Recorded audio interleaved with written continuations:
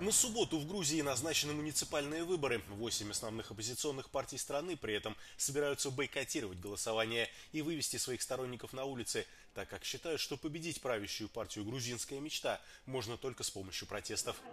Однако другие оппозиционные движения с этим не согласны и все равно призывают избирателей явиться на участки и выразить там свое несогласие с политикой властей Грузии.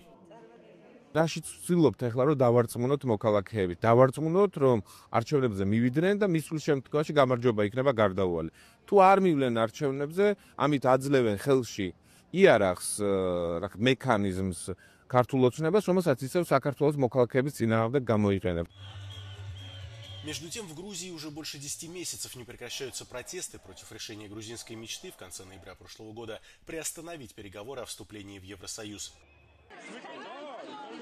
Беспорядки привели к задержаниям активистов и арестам оппозиционных лидеров, и это стало еще одной причиной, по которой оппозиция бойкотирует нынешнее голосование.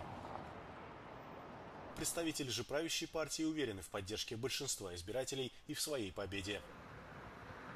Кону am ხარდაჭერას ჩვენ ყოველდღიურად გვგრძნობთ.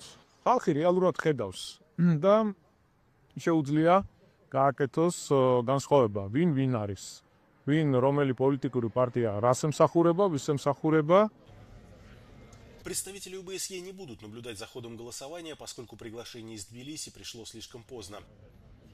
Многие местные наблюдатели также отказались работать на выборах, ссылаясь на невозможность обеспечить свободные и справедливые условия из-за принятых ограничительных законов и политического давления.